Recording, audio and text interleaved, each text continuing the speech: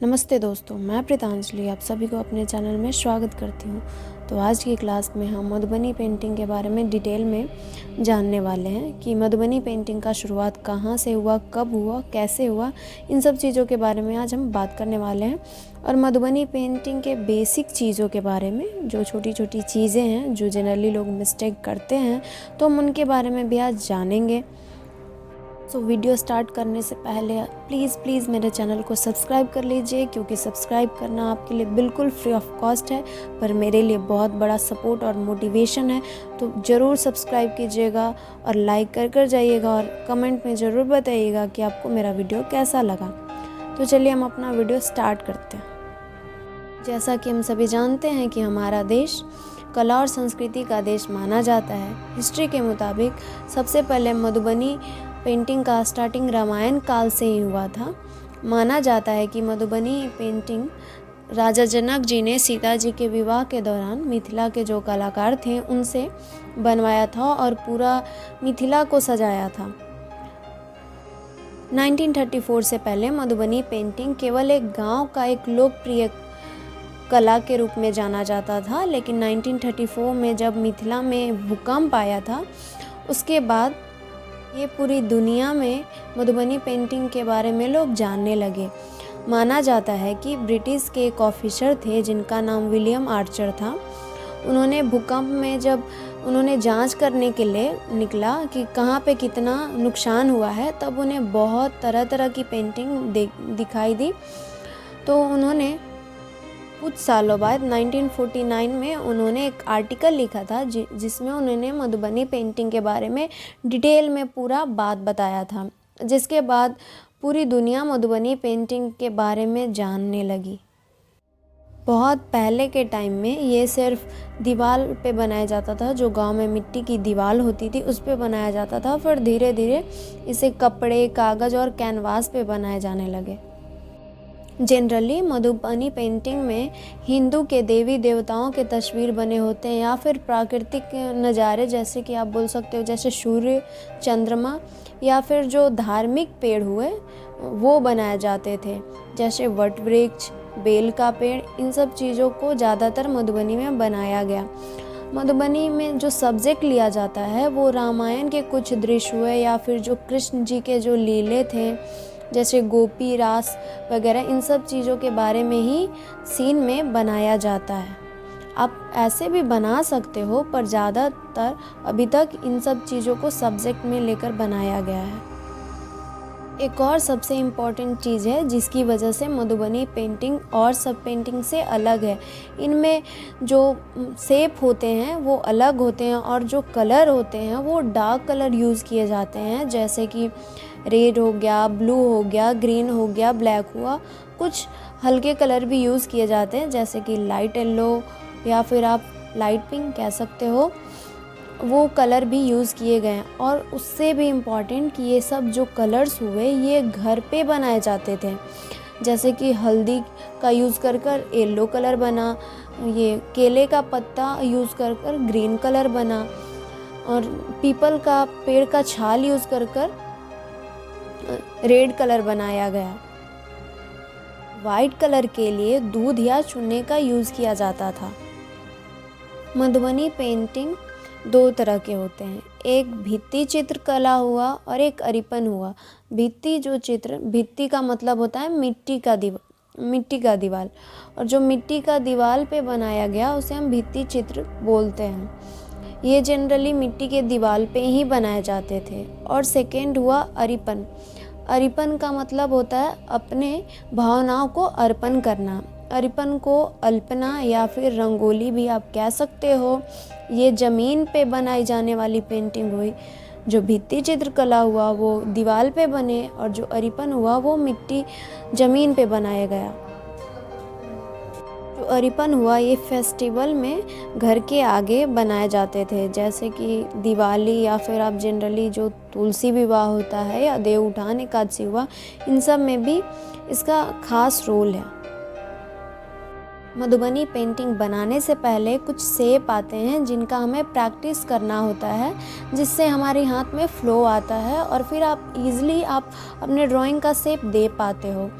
तो चलिए हम देख लेते हैं कुछ शेप जो आपके हाथ में फ्लो लाएगा। तो फर्स्ट शेप आता है सर्कल।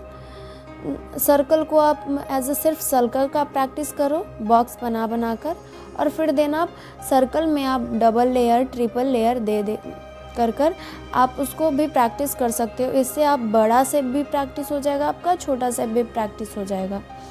देन सेकंड आया, सेकंड में सेमी सर्कल आता है। सेमी सर्कल में आप साइड से जैसे कि लेफ़्ट से राइट से अप डाउन ये चारों आप प्रैक्टिस करोगे। देन फिर उसके बाद आता है स्ट्रेट लाइन, हॉरिजॉन्टल लाइन, जो कि और सारे आप जो शेप है वो प्रैक्टिस आप बॉक्स में ही करोगे, फिर आपको इजी होगा शेप देने में। जो फोर्थ हुआ वो वर्टिकल हुआ, वर्टिकल लाइन हुआ।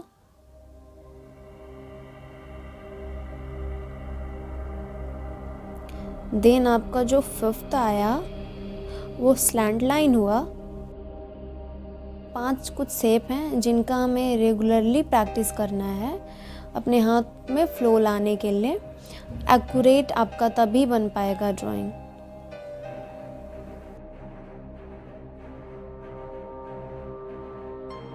अब हम जान लेते हैं कि मधुबनी पेंटिंग किस किस तरह से बनते हैं। तो मधुबनी पेंटिंग 2 तरह से बनते हैं। एक होता है कचनी जो लाइन पेंटिंग है, और दूसरा होता है भरनी जो कलर पेंटिंग है। कचनी में सिर्फ लाइन का यूज़ करके हम पेंटिंग बनाते हैं, और भरनी में हम कलर का यूज़ करके पेंटिंग बनाते हैं। कचनी को मधुबनी पेंटिंग का सोल बोला गया है, प्राण बोला गया है। तो इसके बिना मधुबनी पेंटिंग कुछ भी नहीं है। तो चलिए अब हम देख लेते हैं कचनी कितने तरह के होते हैं। तो कचनी 8 टाइप के कचनी होता है। फर्स्ट में आता है खड़ी कचनी। खड़ी कचनी स्ट्रेट लाइन उसमें बनाए जाते हैं, जैसा कि आप देख सकते हो। आप इसमें जितना आप जो वर्टिकल लाइन है वो जितना क्लोज आप ये करोगे उतना ही आपका जो ड्राइंग है ज़्यादा खूबसूरत बनता है। देन सेकंड में आता है तिरछी कचनी, जिसे स्लैंट लाइन हम बोलते हैं।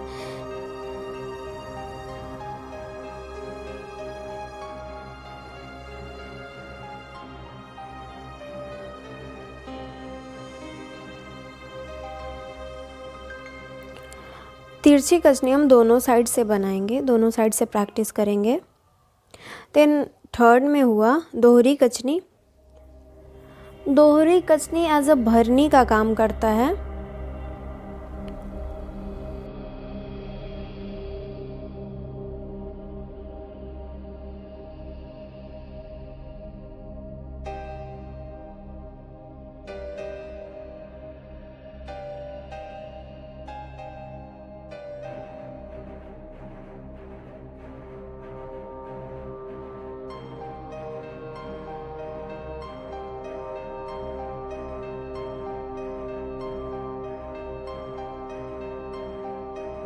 जो फोर्थ कचनी होता है वो जंजीरी कचनी होता है। इसे चैन कचनी बोलते हैं हम। आप इसे ध्यान से देखना कि ये कैसे बनता है, क्योंकि थोड़ा अलग टाइप से बनता है। आपको शायद इसको रिपीट कर देखना पड़ेगा, क्योंकि ये थोड़ा मुश्किल होता है।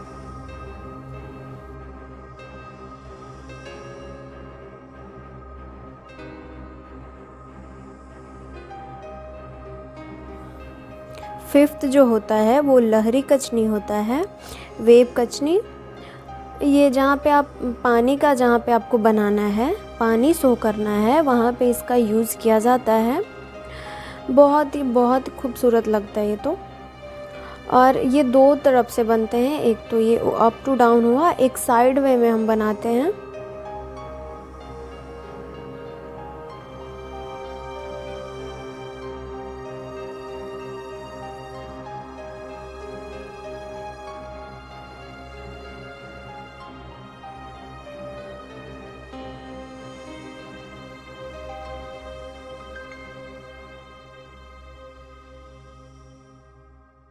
जो सिक्स्थ कचनी होता है वो छोटी कचनी बनता है।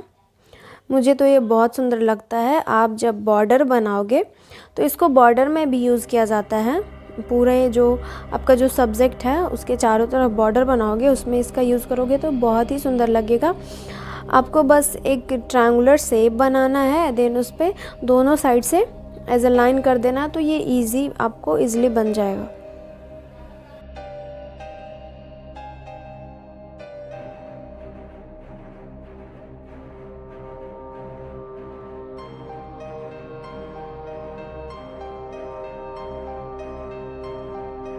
तो हमारा 7 टाइप हुआ कचनी का, वो झिटकी कचनी है। ये थोड़ा हार्ड पड़ता है बनाने में। आप प्रैक्टिस करोगे, ये आपको ध्यान से इसको देखना पड़ेगा।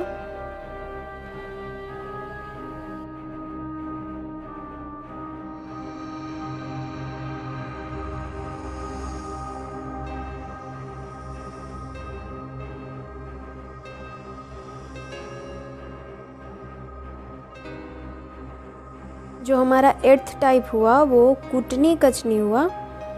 ये आप जब आपका बैकग्राउंड में अच्छा खासा स्पेस बच जाता है, कोई आप सब्जेक्ट बना रहे हो तो वहाँ पे ये किया जाता है।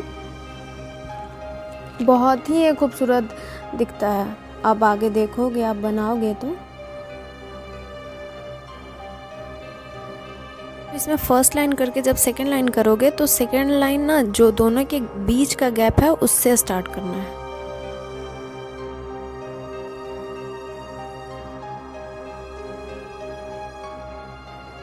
आगे क्लास में मैं आपको बताने वाली हूँ मधुबनी पेंटिंग के बॉर्डर्स के बारे में। हम पहले इजी बॉर्डर्स बनाएंगे, देन उसके बाद जो टफ बॉर्डर होते हैं हम आगे के क्लास में देखेंगे। फ़िलहाल हम इजी बॉर्डर देख लेते हैं, ताकि जब हम छोटे छोटे सब्जेक्ट बनाएंगे जैसे कि मोर हो गया, तोता हो गया, मछली हो गया, तो इन सब बनाएंगे तो इनमें सिंपल बॉर्डर बनाएंगे। तो पहले हम वो सीख लेंगे, आगे देन हम हार्ड सीखेंगे। सो हमारी क्लास यहीं पे ख़त्म होती है। तो वीडियो को लाइक ज़रूर कीजिएगा और कमेंट में बताइएगा कि आपको वीडियो कैसा लगा, और प्लीज़ इसे अपने दोस्तों को भी शेयर कीजिए ताकि वो भी यहाँ से सीख पाएँ।